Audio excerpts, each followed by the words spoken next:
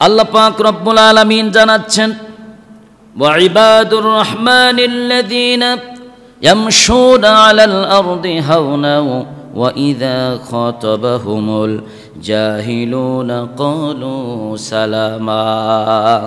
আমি রহমান, আমার বান্দা, যারা আমার বান্দা হবে, আমার খাঁটি বান্দা হবে, তাদের 1 নম্বর গুণ হবে জমিনের বুকে তারা অহংকার করে চলাফেরা করবে না, দাম্ভিকতা প্রকাশ করবে না, তাকাব্বুরি করবে না, হিংসা করবে না, অহংকার করবে না, নম্র ভদ্র হয়ে তারা দুনিয়ার বুকে চলাফেরা করবে।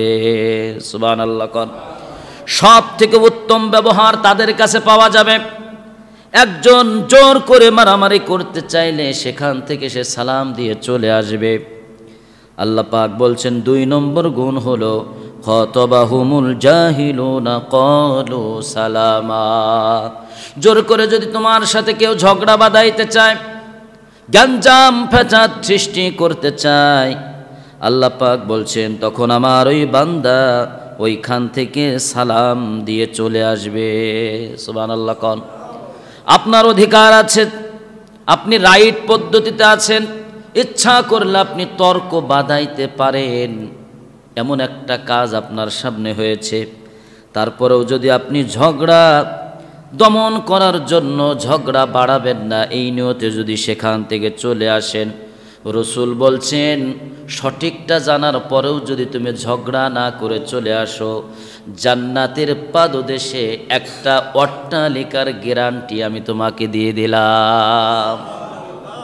দুনিয়ার বুকে একজন যদি আপনাকে অফার করে, ভাই তুমি 1 মাস কোনো ঝগড়া করবা না, গুলশান বনানী এইখানে তোমাকে একটা প্লট এবং বেশি না 10 তলা একটা বিল্ডিং দেব, ও কি 1 মাসের জন্য রাজি হবে নাকি 10 বছরের জন্য রাজি হবে? কোন তো অজিবদি করে 1 মাস কেন, আমাকে 1 যুগ চুপ থাকতে বলেন, আমি রাজি, গুলশানে খালি একটা বাড়ি দেন। ঠিক কিনা বলেন? আল্লাহ পাক বললেন, গোলাম আমার এই আয়াতের উপরে কি তোমার বিশ্বাস নাই? আমার এই আয়াতে কারিমার প্রতি কি তোমার ঈমান নাই?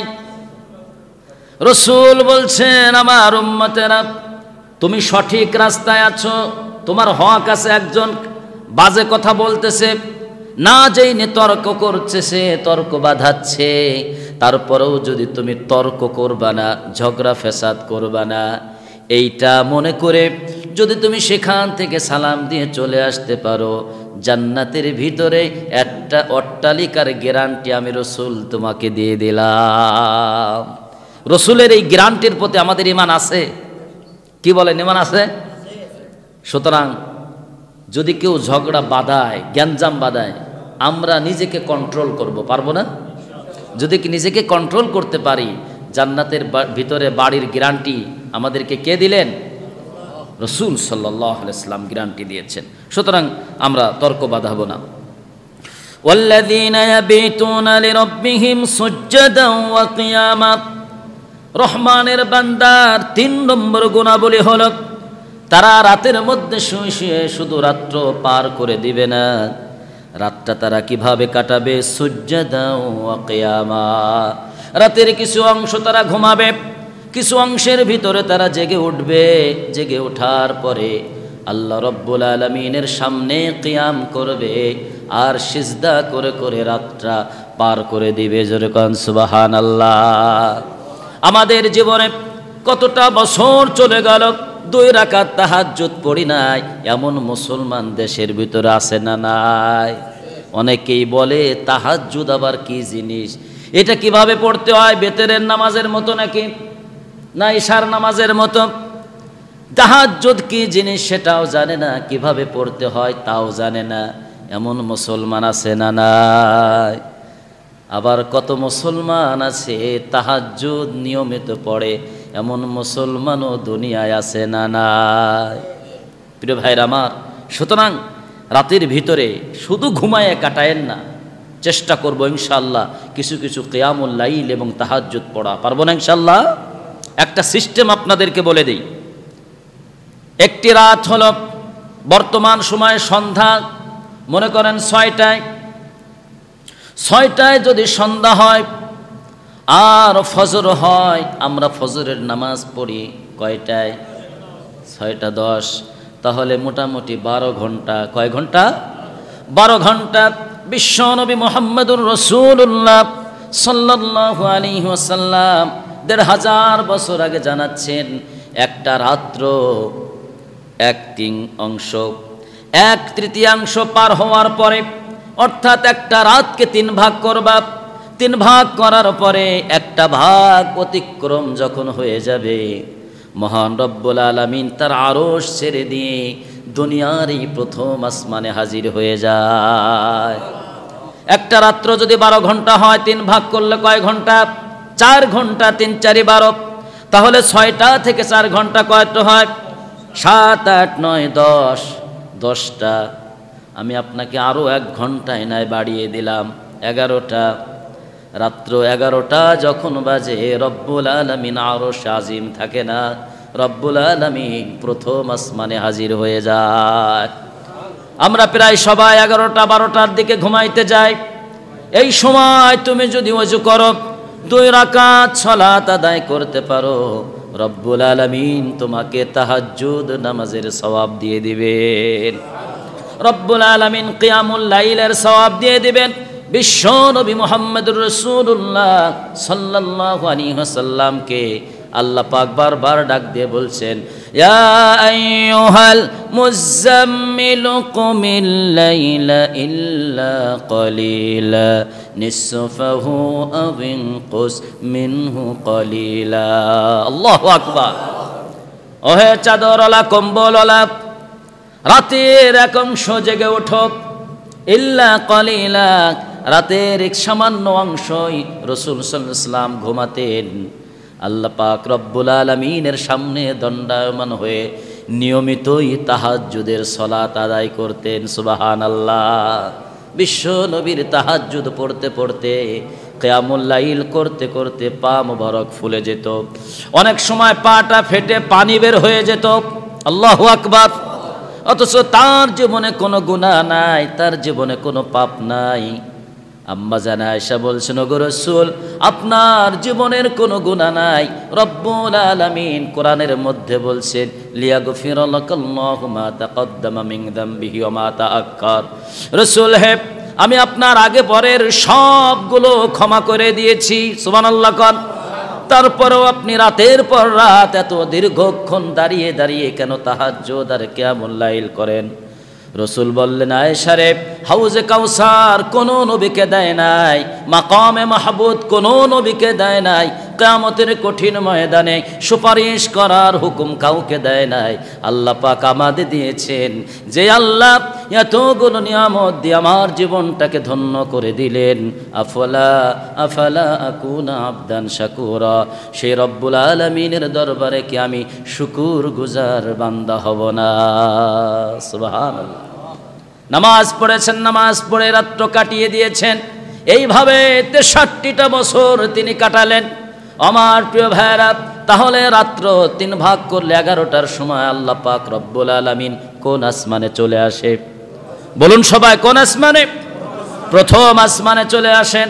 আল্লাহ পাক রব্বুল আলামিন ডাক দিয়ে বলেন, ও গোলাম, কে আছো, কে আছো? আলামিন মুস্তারজিকিন। বিভিন্ন অফিসে, বিভিন্ন কলকারখানার গেটে যে কাগজ নিয়ে চাকরি প্রার্থনা করো, আমার কাছে একবার দরখাস্ত দিয়ে তারপরে যাও। কারণ রিজিক তোমার জমিনে না, রিজিক তোমার জন্য আমি বরাদ্দ রেখেছি আসমানে। সুবহানাল্লাহ। অফিস সামাই রিজকুকুম ওয়া মা তুআদুন। মানুষেরা জানে না তাদের রিজিকের আসল জায়গা হলো আসমান। সুবহানাল্লাহ। আসমান থেকে যদি বান্দা রিজিক পাশ হয়ে যায়, পৃথিবীর সবাই মিলে চেষ্টা করেও তার রিজিককে বাধা দিতে পারে না। সুবহানাল্লাহ। এখন আপনাদেরকে একটা নতুন পদ্ধতি শিখাই দেই। পদ্ধতি অনেকেই জানেন, তারপরও আমি আবার বলছি। বিশ্বনবী মুহাম্মদুর রাসূলুল্লাহ সাল্লাল্লাহু আলাইহি ওয়াসাল্লাম ১৫০০ বছর আগে জানিয়েছেন, মান সাল্লাল ইশা ফি জামাআতিন ওমান সাল্লাস সুবহা ফি জামাআতিন কানা কামান সাল্লাল লাইলা কুল্লা আও কামা ক্বালা আলাইহিস সালাতু ওয়াস সালাম। নবী আমার জানাচ্ছেন, আমার উম্মতেরা শুনে রাখো, শুনে রাখো, আমার উম্মত শুনে রাখো, যদি কোনো ব্যক্তি এশার সালাত জামাতের সহিত আদায় করে ঘুমিয়ে যায়, কমপ্লিট ঘুম হওয়ার পরে, পরিপূর্ণ ঘুম দেওয়ার পরে আবার ফজরের আজান শুনে যখন উঠে, ফজরের জামাতে আবার যখন শরীক হয়ে যায়, সারা রাত্র ঘুমানোর পরেও সারা রাত্র জেগে জেগে তাহাজ্জুদ পড়লে যেই সওয়াব হবে, আল্লাহ রব্বুল আলামিন এই ব্যক্তির আমল নামায় সেই সওয়াব দিয়ে দিবে। তাহলে আমল হলো দুইটা, এশার সালাত আর ফজরের সালাত যদি জামাতে পড়তে পারি, সারা রাত্র তাহাজ্জুদের সওয়াব আমাদেরকে দিয়ে দিবেন কে? সুতরাং পারবো না ইনশাআল্লাহ? চেষ্টা করবো, আল্লাহ তৌফিক দিন। সবাই বলেন আমিন। আল্লাহ পাক বলছেন চতুর্থ নম্বর গুণ, আল্লাযীনা ইয়াকুলুনা রাব্বানা সরিফ আন্না আযাবা জাহান্নাম ইন্না আযাবাহা কানা গরামা। আমার বান্দাদের চতুর্থ নম্বর গুণাবলী হবে ইয়াকুলুনা রাব্বানা সরিফ আন্না আযাবা জাহান্নাম। ওগো আল্লাহ, জাহান্নামের যে আগুনের কথা আমরা শুনলাম, জাহান্নামের যে ভয়াবহতা আমরা শুনতে পেরেছি কোরআন এবং হাদিসের মাধ্যমে, এই আযাব আমরা সহ্য করতে পারবো না। দুনিয়ার মোমবাতির আগুনে আমরা 1 মিনিট ধরে রাখতে পারি না, 10 সেকেন্ড ধরে রাখতে পারি না। রব্বুল আলামিন মেহেরবানি করে আমাদেরকে ওই জাহান্নামের আগুন থেকে তুমি মুক্ত করে দাও। সবাই বলেন আমিন। ইন্না আযাবাহা কানা গরামা। নিশ্চয়ই জাহান্নামের আযাব অত্যন্ত অত্যন্ত প্রখর, আল্লাহ পাক রব্বুল আলামিন বলছেন। এবার হাদিসের মধ্যে বিশ্বনবী বলেন, আমার কোন উম্মত যদি দৈনিক 3 বার, বেশি না, কয়বার? দৈনিক 3 বার যদি বলে আল্লাহুম্মা ইন্নী আউযু বিকা মিন আযাবি জাহান্নাম, ওগো আল্লাহ, জাহান্নামের আযাব থেকে আমাদেরকে তুমি আশ্রয় দাও। দৈনিক যদি 3 বার বলেন, নবী আমার জানাচ্ছেন ওই জাহান্নাম আল্লাহ তাআলার কাছে প্রার্থনা করে, রব্বুল আলামিন, যেই বান্দা প্রতিদিন আমার থেকে বাঁচার জন্য তোমার কাছে আশ্রয় চায়, আমি জাহান্নাম নিজে তোমার কাছে সুপারিশ করছি, ওই ভয় পাওয়া বান্দাকে আমার ভিতরে দিও না, জাহান্নাম থেকে তুমি তাকে বাঁচিয়ে দাও। সুবহানাল্লাহ, জোরে বলবেন না? যে জাহান্নাম থেকে বাঁচার জন্য আল্লাহর কাছে 3 বার প্রার্থনা করে, জাহান্নাম নিজেই বলে আল্লাহ ওই বান্দাকে আমার ভিতরে দিও না, তুমি তাকে নাজাত দিয়ে দাও। সুবহানাল্লাহ। জাহান্নামও একজন ইমানদার বান্দার পক্ষে আল্লাহর কাছে সুপারিশ করে। সুবহানাল্লাহ। আমার প্রিয় ভাইরা, একটি আমল আছে, প্রতিদিন ফজরের পরে যদি কোনো ব্যক্তি বলে আল্লাহুম্মা আজিরনি মিনান নার, পড়েন তো, আল্লাহুম্মা আজিরনি মিনান নার, আল্লাহুম্মা আজিরনি মিনান নার। ফজরের পরে 7 বার যদি কেউ পড়ে, বিশ্ব নবী জানাচ্ছেন আমার ওই উম্মত যদি সারা দিনের ভিতরে যদি ইন্তেকাল করে, কিয়ামত পর্যন্ত তার কবরের আযাব মাফ করে দিবে কে? আবার দিন গড়িয়ে যখন সন্ধ্যা আসবে, মাগরিবের সালাতের পরে আমার ওই উম্মত যদি পড়ে আল্লাহুম্মা জিরনি মিনান নার, আল্লাহুম্মা জিরনি মিনান নার, জাহান্নামের আগুন থেকে আমি তোমার কাছে নাজাত চাই, মুক্তি চাই। মাগরিবের পরেও যদি কেউ 7 বার পড়ে, আল্লাহ পাক কিয়ামত পর্যন্ত তার কবরের আযাব মাফ করে দিবেন। সুতরাং এই আমলটা আমরা করতে পারবো তো ইনশাআল্লাহ? আল্লাহ তৌফিক দিন। সবাই বলেন আমিন। ইন্নাহা সাআত মুস্তাকাররাও ওয়া মুকামা। আল্লাহ পাক বলতেছেন জাহান্নাম থেকে কেন পানা চাইতে হবে তোমাদের, কারণ আবাসস্থল হিসাবে জাহান্নামের চেয়ে নিকৃষ্ট জায়গা আর কোথাও হতে পারে না। আল্লাহু আকবার। এই আযাব কেউ সহ্য করতে পারবে না, চিৎকার করে জাহান্নাম থেকে বাঁচার জন্য চেষ্টা করবে, কিন্তু জাহান্নামে যদি একবার ঢুকে যায় সহজে কিন্তু নাজাত পাওয়া যাবে না। ঠিক কিনা বলেন? এই জন্য দুনিয়াতে আল্লাহর কাছে পানা চাইতে হবে। জাহান্নাম থেকে বাঁচার জায়গা হলো দুনিয়া। কোন জায়গায়? ইবাদতের জায়গা কোন জায়গায়? কবর না দুনিয়া? চিন্তা করেন যে আমি সব কাজ থেকে অবসর নিয়ে কবরে যাওয়ার পরে ইবাদত করব, ইবাদত কাজে লাগবে? দুনিয়াতে ইবাদত করো, দুনিয়া হচ্ছে পরীক্ষার জায়গা। ঠিক কিনা? সম্মানিত হাজিরিন, এরপরে আল্লাহ পাক রব্বুল আলামিন আরো একটা গুণাবলী বর্ণনা করেছেন, ওয়াল্লাযীনা ইযা আনফাকু লাম ইউসরিফু ওয়া লাম ইয়াকতুরু ওয়া কানা বাইনা যালিকা কওয়ামা। আমার বান্দাদের আরো একটা গুণাবলী শুনে রাখো, ইযা আনফাকু, যখন ব্যয় করে, যখন খরচ করে, লাম ইউসরিফু, অপচয় করে না, অপব্যয় করে না, যা লাগবে ওইটাই সুন্দরভাবে ব্যয় করে, ওয়ালাম ইয়াকতুরু, আবার ব্যয় করতে যে একেবারে কার্পণ্য করে না, কৃপণতাও করে না, বখিলি করে না। কারণ নবী আমার জানাচ্ছেন, আল বখিলু লা ইয়াদখুলুল জান্নাহ, কৃপণ ব্যক্তি, কিপটা ব্যক্তি আল্লাহর জান্নাতে যাইতে পারবে না। কিপটা, কৃপণ। সাহাবীরা বললেন, অপচয় করার অর্থ কি আর সুন্দর ব্যয় করার অর্থ কি? নবী আমার জানালেন, যে ব্যক্তি সম্পদের হিসাব করে যাকাত দিয়ে দেয়, প্রতিবেশীর হক আদায় করে, মিসকিন ভিক্ষার ফকির আসলেও তাদের ফেরত দেয় না, ধমক দেয় না, মোটামুটি সবার আত্মীয়তার সম্পর্ক সুন্দর বজায় রাখে, এই ব্যক্তিকে কখনো আল্লাহ কৃপণের খাতায় রাখবে না।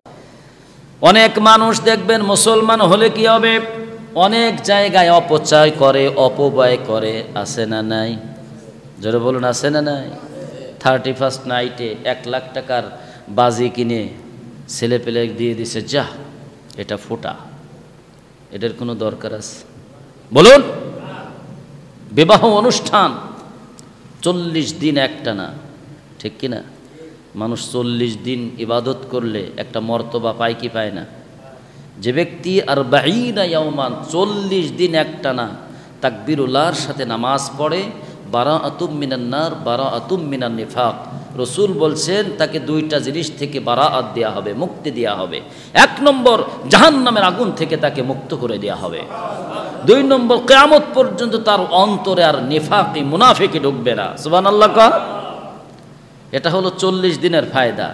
কিছু কিছু নেতা, এমপি, মন্ত্রী, চেয়ারম্যান, ওনারা বলে আমার মেয়ের, আমার ছেলের বিয়া হবে, ওই তাবলিগ জামাতের মতো, চিল্লার মতো 40 দিন মাইক বাজবে, ডেকসেট বাজবে, আর আতশবাতি আর যত ঝাড়পাতি এলাকা শুধু জ্বলতেই থাকবে।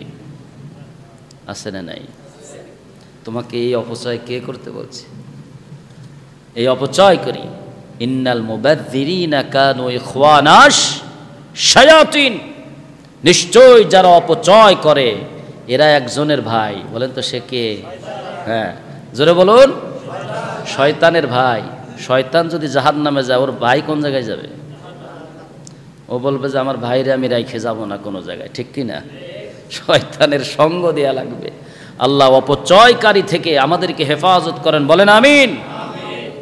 প্রিয় ভাইয়েরা আমার, অনেক মানুষ আছে পকেটে টাকা আছে, একজন অভাবী মানুষ, প্রকৃত অভাবী মানুষ, তারপরেও তাকে 10টা টাকা 20টা টাকা দিয়ে সাহায্য করেন, আছে না নাই? দেখবেন অনেক সাইল আসলে আল্লাহ পাক বলছেন, 2 জায়গায় অনহার শব্দটা ব্যবহার করেছেন। 1 নম্বর, আজকে আমি জুম্মার সময় বলেছি, সাবধান তোমরা মাতা পিতার সাথে ওয়ালা তানহারহুমা, ধমকের সুরে কথা বলবা না। আল্লাহ পাক অন্য জায়গায় বলেছেন সূরা দোহা, ওয়া আম্মাস সাইলা ফালা তানহার, যখন কোনো ভিক্ষার ফকির সাইল তোমার কাছে আসে তাদেরকেও ধমক দিয়ে তাড়িয়ে দিও না। আল্লাহু আকবার। মাতা পিতাকে ধমকের সুরে কথা বলো না। ভিক্ষার, প্রকৃত ভিক্ষার ফকির যখন আসে, প্রকৃত হোক অপ্রকৃত হোক, খাঁটি ফকির হোক আর ভেজাল ফকির হোক, তাকে ধমক দেওয়া যাবে না। ঠিক আছে ভাই, এখন সমস্যা, পরে এসো, কি ঠিক না? এগুলো করতে হবে। জাজমেন্ট করা যাবে না। ও যতই বিপদে পড়ুক আর নাই পড়ুক, আপনার কাছে এসেছে, হাত যেহেতু পেতেছে, অবশ্যই তার সমস্যা আছে, এই হিসাবে তাকে ধমক দেওয়া যাবে না। যদি না দেন, সম্মানের সাথে কথা বলে তাকে সরিয়ে দেন। এই তোর আইডি কার্ড বের কর, তোর গ্রামের বাড়ি কোথায়, তোর পাশের বাড়ির নাম্বার দে, আমি কথা বলবো একটু। আসলেই মুসিবত আছে কিনা, ঠিক কিনা? এবার ভিক্ষার পক্ষে টাকা না নিয়ে দৌড় মারে যে কার কাছে পড়লাম, কথা বলেন ঠিক কিনা? সুতরাং এটা করা যাবে না, এটা নিষেধ আছে। প্রিয় ভাইরা আমার, তাহলে তারা দান করতে যে অপচয় করে না, আবার কার্পণ্য করে না, মধ্যম পন্থা তারা অবলম্বন করে। সুবহানাল্লাহ। এরপর আরো একটি গুণাবলী, আল্লাযীনা লা ইয়াদউনা মা'আল্লাহি ইলাহান আখার ওয়ালা ইয়াকতুলুনা আন-নাফসাল্লাতী হারামাল্লাহ ইল্লা বিল হাক্কি ওয়ালা ইয়াজনুন ومن يفعل ذلك يلقى أثاما। আল্লাহু আকবার। আল্লাহ পাক বলছেন, আমার বান্দার গুনাহবলী আরো তিনটা শোনো এখানে।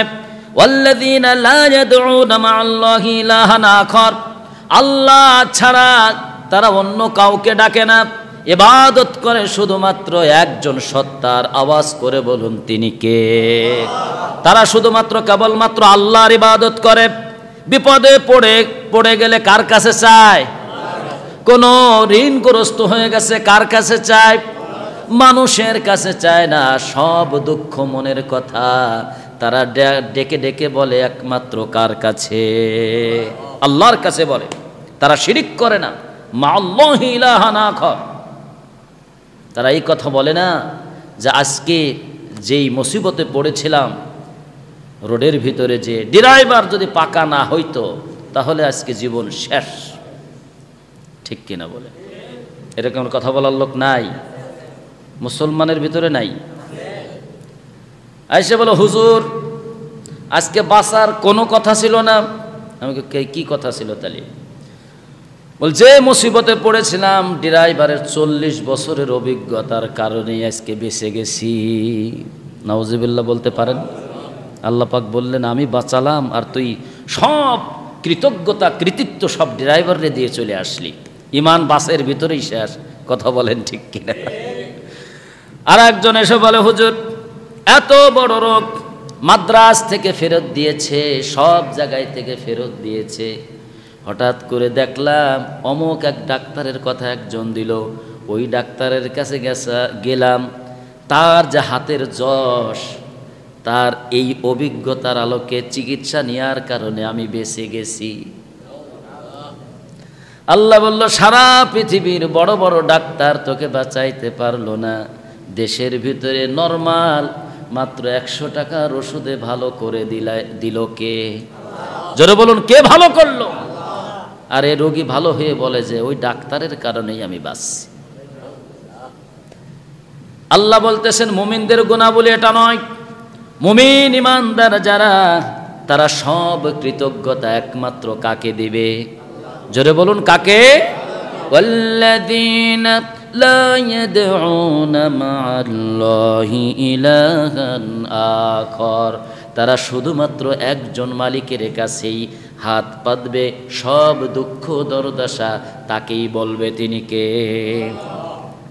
ওয়ালা ইয়াকতুলুনা আন-নাফসাল্লাতী হারামাল্লাহু ইল্লা বিল হক, আল্লাহ পাক রব্বুল আলামিন যাকে হত্যা করতে নিষেধ করেছেন তাকে কখনো আমার বান্দারা হত্যা করবে না। সুবহানাল্লাহ কোন? আল্লাহর অনুমতি ব্যতীত একজন মানুষের গায়ে সে আঘাত করবে না। সুবহানাল্লাহ কোন? আমার বান্দার গুনাহবলী ক্ষমতা পাওয়ার সাথে সাথে একেবারে চোখে মুখে অন্ধকার দেখে সব গায়েব করে ফেলতে চায়, ঠিক কিনা বলেন? এটা আমার বান্দার গুণাবলী নয়। ক্ষমতা পাওয়ার পরেও যে রকমের নমনীয় সুন্দর মাধুর্যের ব্যবহারের অধিকারী, ক্ষমতা না পাইলেও যে রকমের ক্ষমতা পাইলেও সেমন হবে, এটাই হবে আমার খাঁটি বান্দা। জোরে কোন সুবহানাল্লাহ। দেখেন মানুষরা এতদিন কি জুলুম নির্যাতনের ভিতরে ছিল, হঠাৎ কথা বলার সুযোগ পেয়েই মনে হচ্ছে ক্ষমতায় চলে আসছে, বিরাট মসনদে চলে আসছে, ঠিক না? বাংলাদেশের সব তাদের হয়ে গেছে। আল্লাহ পাক বলেন এটা আমার বান্দার গুণাবলী নয়। ক্ষমতায় থাকুক আর না থাকুক তারা সব সময় নমনীয় থাকবে। সুবহানাল্লাহ। আল্লাহ পাক রব্বুল আলামিন জানাচ্ছেন আরো একটা, ওয়ালা ইয়াজনুন, তারা কখনো ব্যভিচার করবে না, জিনা করবে না। এই তিনটা গুণাবলী একটা আয়াতের ভিতরে বলছে। বিশ্ব নবীর কাছে সাহাবী এসে প্রশ্ন করেছেন, ওগো রাসূল, আইয়ুদ্দাব্বি আকবারু ইনদাল্লাহ, আল্লাহর কাছে সব থেকে বড় পাপ আকবার, সবচেয়ে বড় পাপ কয়টি? নবী আমার জানাচ্ছেন সব থেকে বড় পাপ আল্লাহর কাছে তিনটি। সবাই বলুন কয়টি? আল্লাহর কাছে সবচেয়ে বড় পাপ তিনটি।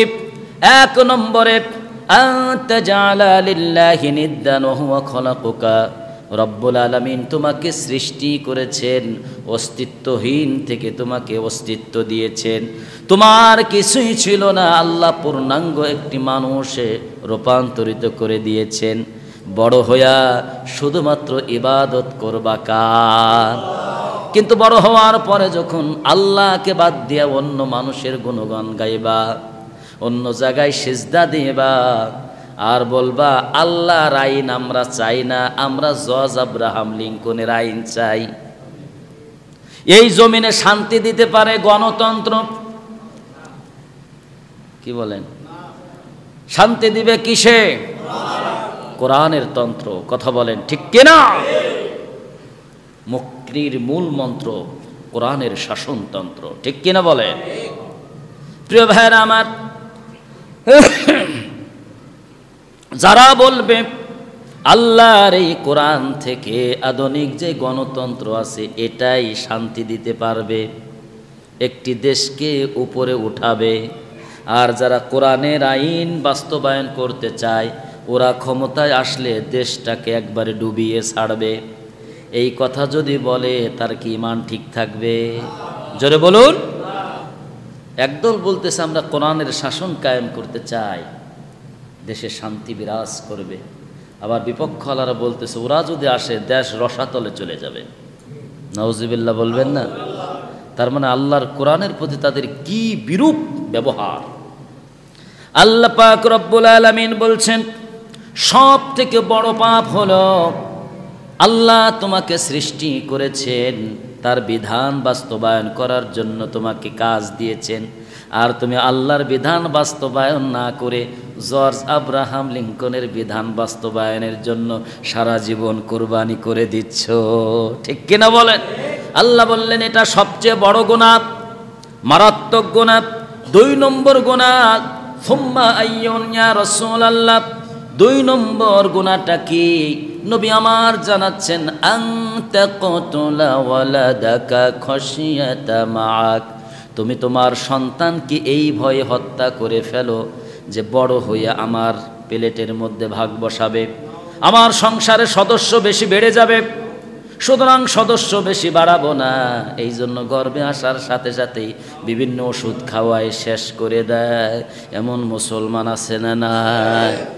আল্লাহ পাক বলছেন তোমার সংসারে সদস্য বাড়বে এই ভয়ে অনেক সন্তানকে যারা হত্যা করে, এটা হচ্ছে 2 নম্বর বড় পাপ। কার কাছে? আল্লাহর কাছে। মানুষকে অন্যায়ভাবে হত্যা করা যাবে না, 2 নম্বর পাপ বড়টা। 3 নম্বর সবচেয়ে বড় পাপ কোনটা? রাসূল জানালেন আন তাসনিয়া জারাতা হালিক, তোমার প্রতিবেশী কোন রমণীর সাথে যদি তুমি পরকিয়া করো, পিটিশ পিটিশ করো, নবী আমার জানাচ্ছেন এই গুনাহটা আল্লাহর কাছে সবচেয়ে বড়। জোরে কোন আল্লাহু আকবার। এই গুনাহ তো এখন সমাজে নাই, আছে? প্রিয় ভাইরা আমার, নবী এই কথার আরো ব্যাখ্যা দিয়েছেন। তুমি যদি এক বাড়ি চুরি করো, এক বাড়ি চুরি করার গুনাহ তোমার আমলনামায় লেখা হবে। কিন্তু যদি তুমি কোনো প্রতিবেশী, তোমার আশপাশের প্রতিবেশীর কোনো বাসায় চুরি করো একবার, তাহলে 10 বার চুরি করলে যেই গুনাহ, প্রতিবেশীর বাড়িতে একবার চুরি করলে সেই গুনাহ হয়ে যাবে। আল্লাহু আকবার। তুমি যদি বিভিন্ন জায়গায় দূরে যে যদি ব্যভিচারের মধ্যে লিপ্ত হয়ে যাও, একবার করলে একবারের গুনাহ হবে। কিন্তু প্রতিবেশীর ভিতরে যদি তুমি এই অন্যায় করো, একবার করলেই 10 বার জিনার পাপ তোমার আমলনামায় কে দিয়ে দিবে। সুতরাং প্রতিবেশীর সাথে কোনো অন্যায় করা যাবে না। প্রতিবেশীর হক সম্পর্কে সব সময় সচেতন থাকতে হবে, ঠিক কিনা? নবী আমার জানাচ্ছেন, রাসূল সাল্লাল্লাহু আলাইহি ওয়াসাল্লাম বলছেন, আমার কাছে এত বেশি জিবরাইল এসেছে প্রতিবেশীর হক সম্পর্কে সচেতন করতে, অন্য কোনো ব্যাপারে এতবার আসে নাই তিনি। আল্লাহু আকবার। রাসূল বললেন, লাউলা আন আশুক্কা, আমি আশঙ্কা করছি, মনে হয় আমার জায়গা জমির ভিতরে প্রতিবেশীর হক লিখে দিবে কোরআনের আয়াত নাজিল করে। যেমন সন্তানের হক আছে, মেয়ের হক আছে, আছে না? মনে হচ্ছিল যে আমার সম্পদের ভিতরে প্রতিবেশীরও হক আয়াত নাজিল করে আল্লাহ তাআলা হক দিয়ে দিবেন, যে তোমার সম্পদের ভিতর কিছু সম্পদ প্রতিবেশী পাবে। কিন্তু আল্লাহ তাআলা সেটা দেয় নাই, কিন্তু আমি আশঙ্কা করছিলাম, এত বারবার এসেছিল। আল্লাহু আকবার কান। সুতরাং প্রতিবেশীর সাথে যারা ভালো আচরণ করবে তাদের প্রতি খুশি হয়ে যাবেন কে?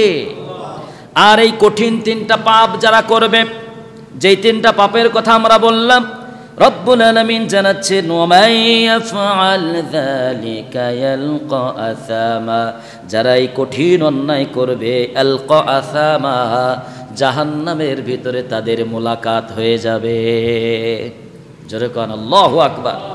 এরপরে বলছেন, ইদআফ লাহুল আযাবু ইয়াওমাল কিয়ামাহ ওয়া ইয়াখলুদু ফীহি মুহানা। আল্লাহ পাক বলছেন, এই 3টা অন্যায় যারা করবে তাদেরকে জাহান্নামের ভিতরে একবার আযাব 1 গুণ হবে না, তাদের আযাব হবে দ্বিগুণ।